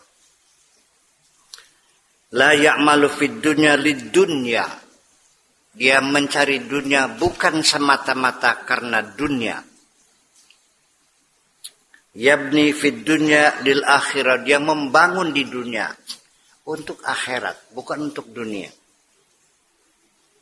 Yu'ammirul masajid wal qanatir wal madaris wal rabda. Dia membangun masjid-masjid, membangun jembatan-jembatan, membangun madrasah-madrasah, warabta dan MCK dan sebagainya. Wa yuhadzibu turuqal muslimin dan mengeraskan jalan-jalan, ngaspal jalan, bikin jembatan, bikin madrasah semuanya. Wa in bana ghairu hadza falil ayali wal aramili wal fuqara wa ma la budda minhu. Kalau yang dilakukan oleh orang yang saleh bukan itu, duitnya banyak, maka harta yang ada pada dirinya kalau nggak dibikin madrasah, nggak bikin masjid, ya akan dibagikan kepada anak-anak yatim yang miskin, pada janda-janda yang susah, fuqara, orang-orang fakir. wa ma la budda minhu, dan semua orang-orang yang sangat membutuhkan sesuap nasi. Yaf'alu dzalika hatta yubna lahu fil akhirah badalahu. Yang dia lakukan itu semuanya nanti yang akan dibangunkan di akhirat yang lebih indah daripada yang ada di dunia ini. La yabni li tab'ihi wa hawa. Dia membangun bukan karena tabiat wataknya, karena keserakahannya, karena ambisinya, karena keinginannya. Idza sahha ibnu Adam kana ma'al haqqi azza wa jalla fi jami' ahwalihi. Kalau seorang anak Adam telah benar seperti itu, kana ma'allah, maka dia bersama Allah azza wa jalla fi jami'i ahwalihi, dalam segala kondisinya selalu bersama Allah. Di mana saja selalu bersama Allah, di pasar bersama Allah, di masjid bersama Allah, di madrasah bersama Allah, di sawah bersama Allah. Yasiru faqduhu billahi wa wujuduhu billah. Ketiadaannya adalah karena Allah, kehadirannya adalah karena Allah, bukan karena keinginannya, hanya karena Allah. Ketika membantu orang pun yang dilihat bukan mukamu, yang dilihat adalah wajah Allah, bukan wajahmu yang buruk rupa itu, tidak. Yang dilihat adalah wajah Allah. Dan tidak akan pernah meminta imbalan apapun. Kalau begitu, yaltahiqu qalbuhu bin nabiyyin wal mursalin, maka hati dia itu disetarakan dengan para nabi dan para rasul. Rasul dan nabi hanya kepangkatan saja. Tapi kedekatan dengan Tuhan tidak ada pangkatnya. Bukan juru masaknya bupati dengan sekda dekat mana? Pangkatnya tinggi mana? Tinggi sekda. Kedekatannya apa maning tukang PJT ngemek-ngemek endase gitu dia. Sekda membeli wani ngemek-ngemek endase bupati. Pakai tukang PJT. Iya. Iya. Tukang macul sama kiai, mana yang dekat dengan Allah? Ya hatinya berbeda. Biar tukang macul goblok juga di hatinya dekat, sih nggak ada urusan. Jangan kau banggakan ilmumu itu. Ya. Ilmumu tidak ada pengaruhnya sekecil apapun terhadap kebenaranmu itu. Ada nggak orang pintar yang korupsi? Yang koruptor tuh orang goblok atau orang pintar? Kalau orang goblok korupsi nggak? Orang-orang yang tukang tipu nih orang goblok atau orang pintar? Orang goblok boro-boro nipu orang, kedatangan hansip aja ngopiok, ketakutan. Kalau andainya dengan kebodohanmu engkau bisa jadi orang benar, saya doakan kamu bodoh semuanya. Biar jadi benar. Gitu. Kalau andaikan dengan kemiskinan kamu jadi benar, tek tuh kena miskin kabeh sirake. Karena yang saya doakan adalah kebenaranmu, bukan kekayaanmu. Iya. Tapi orang kalau benar ya hidupnya senang, dimanapun senang. Dia terhormat kok. Tidak mungkin orang benar itu dihinakan orang kok. Disegani oleh teman, dimuliakan oleh kawan. Ya. Yuqbalu ma ja'u bihi, akan diterima apa saja yang mereka lakukan. Qaulan wa amalan wa imanan wa iqanan. kata-katanya, perbuatannya, keimanannya, semuanya ditampi kabeh. Ditampi sadayana, sadaya-dayana. Tak sadayana, sadaya-dayana. Sadayana. Sadayana. Iya. Yaltahiqu bihim dunya wa akhirah. Akhirnya dunia dan akhirat pun akan bergabung dengan mereka orang benar. Dan semuanya akan menjerit minta tolong kalau ada orang yang minta tolong, pakailah aku. Sampai ngemis-ngemis dunia nangis minta dipakai sama orang yang benar. Coba kesira mah beli, melet lu ngaman yang melet lu ngaman. Hanya ngeledek aja gitu. Buktinya apa? Proyek besar, ngitung untungnya sekian, posman itu. Ini ada proyek ini, kerja saya malang proposal segala macam ya, posman itu. Iya, ngeledek aja tuh.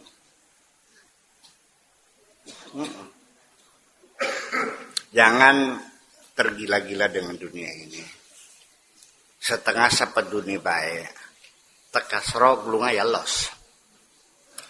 Kita mau rebut orapan siraku. Ya, jadi artinya gimana? Ya, artinya kalau orang ngebut gimana? Ya kamu juga kalau tidak dibutuhkan tahu diri aja lah. Pak Haji, apa yang saya bantu? Nggak usah. Apa saya nunggu di sini? Terserah kamu tuh. Lalu bagaimana? Yang silakan terserah kamu aja. Jadi saya pulang dan nunggu, ya terserah kamu. Memang juga butuh sama kamu. Kalau kamu digituin nangis nggak? Dunia juga sama. Dunia juga sama. Iyalah bahwa artinya bahwa akhirat ini hendaknya dijelaskan lebih rasional. Bukan hanya untuk menakut-nakuti mereka. Sekarang mari kita buktikan efektivitasnya kita banyak bercerita neraka, sorga, pahala. Apa merubah perilaku mereka enggak? Yang senang ngelacur tetap ngelacur. Yang koruptor tetap koruptor. Yang maling tetap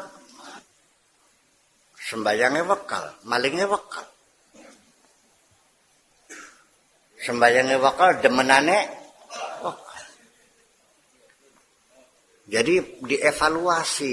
Kalau ini jelas sudah tidak efektif, ya robah strategi dong. Gimana? Apa akan kamu biarkan seperti ini? Ya kita seorang pengusaha, strategi, mencari pangsa pasar. Kalau sudah ini gagal, masa nggak dirubah-rubah? Coba cari peluang lain dong.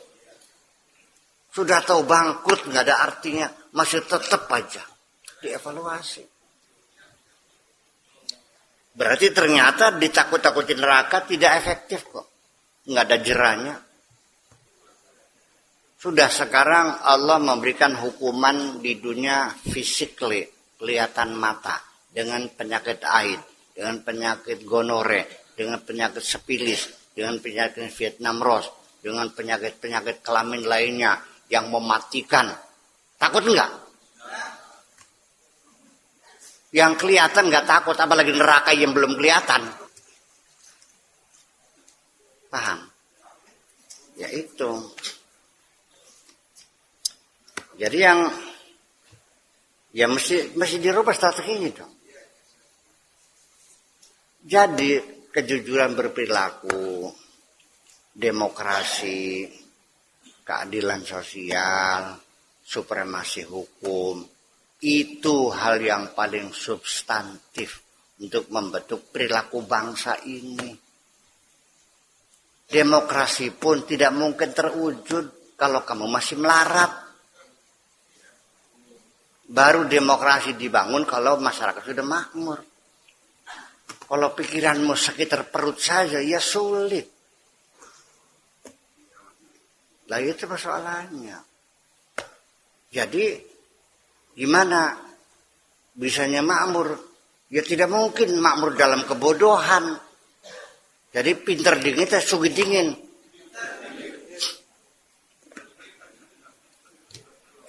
Semuanya terkait, nggak bisa. Tetapi bagi saya, daripada ditakut-takutin neraka yang nggak tahu entah percaya entah enggak ya, masih mending juga dijelaskan secara rasional. Barangkali saja dengan pemahaman, begitu ini berbahaya.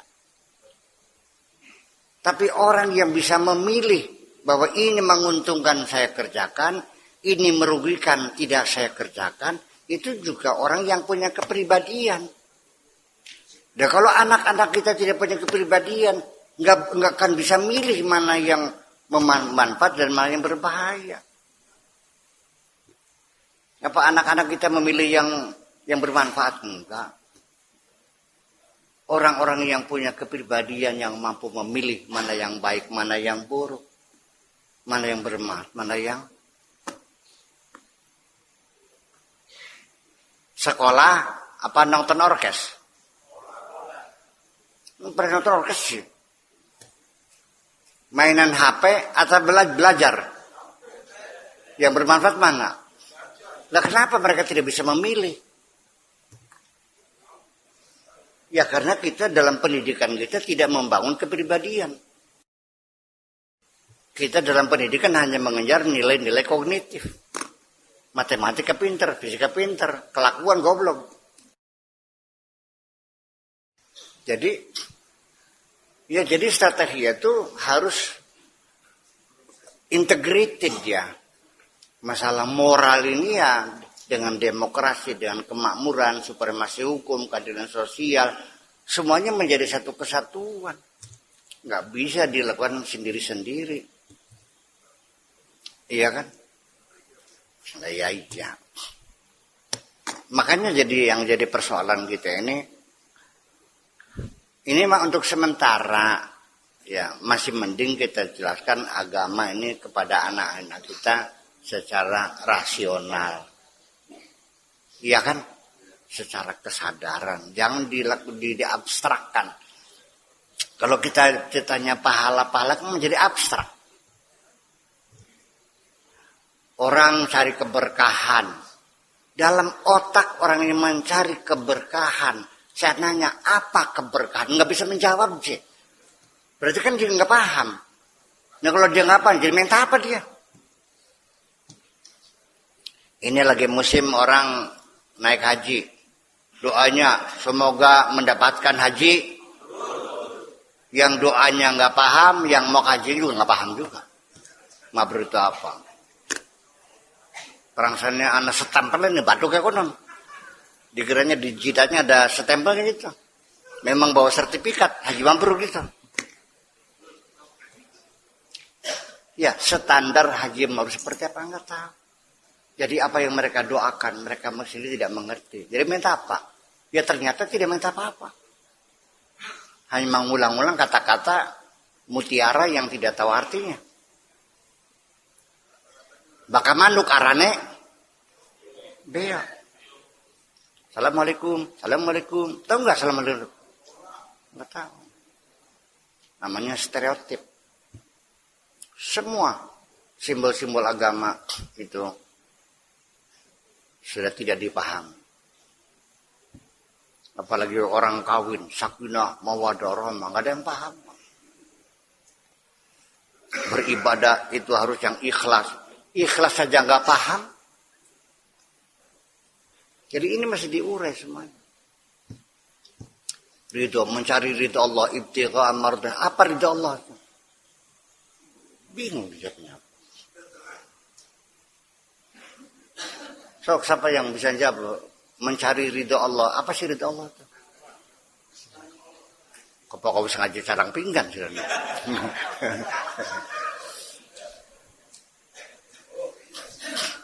Jadi mencari ridho Allah itu artinya semua ini yang kamu lakukan tujuannya semata-mata untuk membuat Allah senang. Iya dong. Bukan menyenangkan diri sendiri. Kalau kamu saweran sama pacar kamu, ya kan, ngasih hadiah kan buat pacar kamu, sebenarnya itu kamu sedang menyenangkan dirimu sendiri. Selagi kamu belum kawin, belum jadi istri, apapun yang kau berikan kepada kekasihmu itu untuk menyenangkan dirimu sendiri. Ternyata ketika disium gak mau, marah kamunya. Saya kan kasih 5 juta, masa nyium aja gak boleh. Dah kalau begitu sejak hari ini jangan minta-minta lagi dah. Ya udah, yang putus apa? Los mana? Suki ke ngantri Kang. Siapapun yang kau cintai, perempuan yang belum kau nikahi secara halal, kamu belum pernah mencintai siapapun. Baru mencintai dirimu sendiri. Setelah sah menjadi istrimu, baru itu yang cinta yang sebenarnya. Dan namanya beda. Ya, kalau sudah kawin namanya apa? Mawaddah. Kalau belum, ya tergantung lagi. Kalau baru sekedar simpatik namanya al-wuddu. Kalau sudah merindukan, sudah ingat saja namanya al-isku. Kalau sudah pernah tidur bareng namanya al-gharamu. Itu terima-terima semacam itu kan nggak dipahami. Makanya saya anjurkan kepada anak-anak perempuan yang sering mendengarkan rayuan lelaki, katakan ember loh. Kalau mau jantan datang pada orang tua, lamar saya segera. Nggak perlu I love you, gombal semuanya. Ya. Cintamu selama ini akan tergerus bersama cabai. Akan tergerus. Iya. Iya. Ya cintamu digoreng habis, menguap semuanya itu. Begitu kamu tidak ngasih uang belanja dapur, nggak bisa masak, langsung minta cerai. Kepada orang perempuan yang tidak pernah dikasih nafkah sama suaminya, kemudian dia tidak minta cerai, saya katakan kamu calon sorga. Iya. Lamun kita dari sini tak tetel lagi nih lagi. Saya bisa bikin pecak sekalian. Kayak buaya gelimpang-gelimpung. Antur mangan ngongkon bae maning. Sing makan ini siapa? Rabine. Jadi majikannya siapa? Logikanya donatur itu yang ngatur. Kamu numpang makan sama istri kok ngatur? Nah ini sudah nggak tahu diri. Qala ta'ala ar-rijalu qawwamuna 'alan nisa. Dipaham maning bae. Jadi Allah mengangkat lelaki nganggur yang tidak pernah ngasih makan istrinya tetap sebagai pemimpin sekalipun nganggur. Ilmu dari mana? Iya kan? Ketika kamu sudah kena stroke, sudah tidak berdaya, tidak boleh stagnan pemimpinan. Ambil kekuasaan, istrimu jadi kepala rumah tangga. Kamu disuapin. Gitu. Begitu kamu tidak berpenghasilan, suamimu yang mencari uang, ya nurut. Basuh popok sirane. Gimana? Ya ini persoalannya. Ini agama kita terapkan dalam kehidupan di mana? Agama itu kan diterapkan dalam kehidupan sehari-hari. Di dapur, di ranjang, di pasar, di sawah, di kantor. Betul nggak? Jangan agama di masjid aja. Agama ini kan kehidupan. Lalu masuk akal nggak pemahamanmu seperti itu? Ya tidak mutlak laki-laki memimpin. Itu mah norma apa namanya, dunia, norma yang universal, dimanapun namanya kepala rumah tangga itu ya suami. Kalau anak kamu merusak rumah orang lain, ditangkap polisi, Yang dipanggil bapaknya apa ibunya? Ya bapaknya. Iya kan? Iya, semacam itu. Tapi kekuasaan memanage rumah tangga, ya donatur yang megang dong, gimana lagi? Begini, ini terakhir. Ini kita kan agama kan ceritanya pahala sorga. Ya bagaimana Anda mengatakan ingin masuk sorga, tapi perbuatanmu, perbuatannya ahli neraka. Mana mungkin orang itu ingin masuk surga, tapi perbuatannya perbuatan ahli neraka. Masuk akal enggak? Sebelum Allah menilai kamu layak masuk surga atau tidak, kamu hitung sendiri aja. Kadar congor mau pantas beli mancing surga. Wajah-wajah seperti ini nih layak enggak masuk surga nih? Jadi ya sering-sering ngaca belah. Pantas enggak gitu. Ya justru itulah metodologinya dirubah. Anak-anak yang sekolah masih SMA, kita pesan ya jagalah kesetiaan dengan satu pasangan. Jangan ngacak, jangan free sex, ya kan? Jangan cicip-cicip dulu, jagalah kehormatanmu. Daripada sejuta neraka nanti digobong neraka dipenuhi malaikat nanti jerit-jeru itu nggak paham mereka. Bahaya. Sekarang ini sedang mewabah menjalar namanya penyakit AIDS, Neng. AIDS itu acquired immune deficiency syndrome. Iya kan? Iya, AIDS itu acquired deficiency imun syndrome. Jadi artinya gejala kalau kamu kena penyakit mati, obatnya belum ada. Jadi kamu masih pengen hidup enggak? Apa artinya kalau kamu jatuh sakit ya ternyata kamu terkapar begitu? Iya. Laki-laki yang bergaul dengan kamu bebas, itu dia bergaul dengan cewek-cewek pelacur-pelacur. Nular sama kamu. Nah kalau kamu tidak sayang dengan dirimu sendiri, siapa lagi yang akan menyayangi dirimu? Saya kira bahasa anak muda masih mending begitu. Jadi cerita neraka yang tidak mereka pahami kok. Iya. Kita menghimbau orang sedekah. Mungkin sudah tidak dipahami dengan pahala-pahala. Sedekah tuh, itu namanya jaring pengaman sosial, Pak Haji. Iya. JPS, jaring pengaman sosial.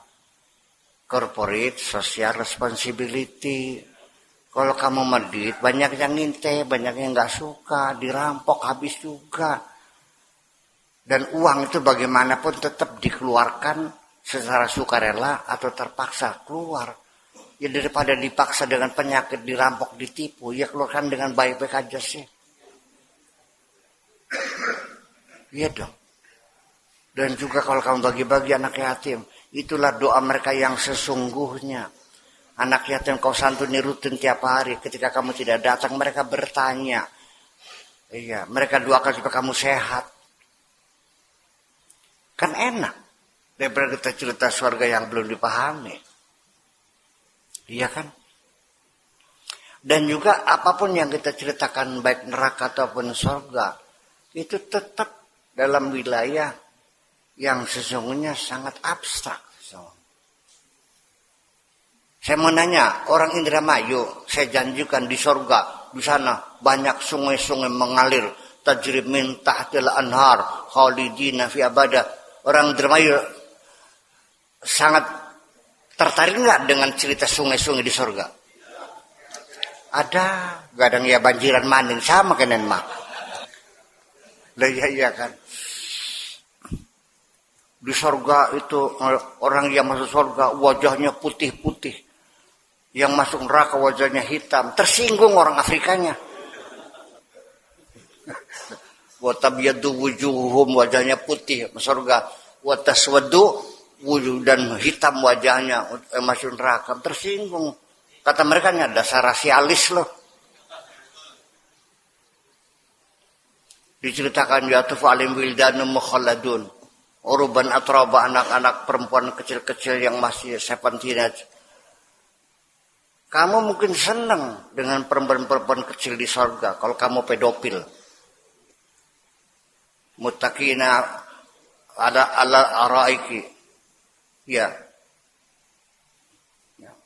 Sambil makan walahum mayadaun, semuanya datang buah-buahan dengan perempuan-perempuan di sorga yang ini.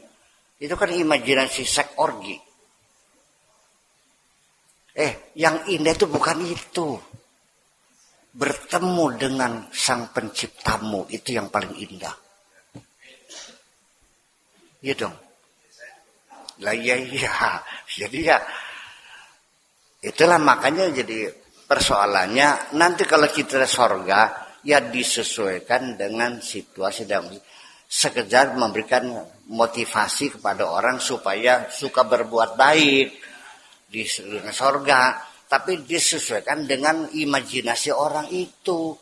Kalau orang itu senang cari jambu alas, katakan segala macam jambu alas ada di sorga. Yang senang tarling, katakan di sorga segala macam jenis tarling A sampai Z. Yang doyan makan, pokoknya di sorga kalau makan nggak ada kenyangnya. Orang di sorga nggak pernah berak. Kalau makan hari ini makan apel, besok makan tambah enak. Tiap hari makanan tambah enak. Urungnya bebas tambah batas, mau 1000 kali silakan. Itu untuk orang yang tukang.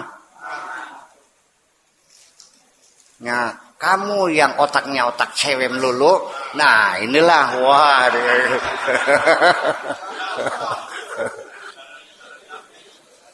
Kanggo sing doyan nyandang, yang sedandan, katakan di sorga gelang keronconge, sing pergelangan tangan sampai kelek.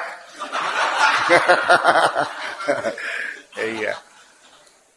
Gelangnya segede tambang sampai kengser tekan jempol. Iya. Permadaninya dibuat dari sutra. Ya, yang 1 mili itu sekian ribu spin. Ya, diinjak tuh mumbul semuanya. Kan gitu. Iya dong. Yang senang lukisan, wah itu lukisan Picasso, lukisan Legiocon semuanya ada di sana. Asli bukan duplikatan. Silakan bebas. Asal yang penting orang itu merangsang dia mau berbuat baik. Nah kalau cerita-cerita surga tidak bisa memotivasi berbuat baik, ya berarti kan tumpul. Berarti itu nanti belakangan. Yang penting kita bina keimanan dulu dong. Publik ini jelas gitu baca kok. Nah sekarang ini semuanya tidak, yang dibangun malah permusuhan di antara umat Islam, jejak temen sirak. Bukan mengajak orang baik kamu, tetapi menyalah-nyalakan orang lain. Berdakwah itu mengajak orang berbuat. Kalau menyalah-nyalakan orang berdakwah bukan? Saya tidak menjawab, kamu yang jawab. Ya, assalamualaikum.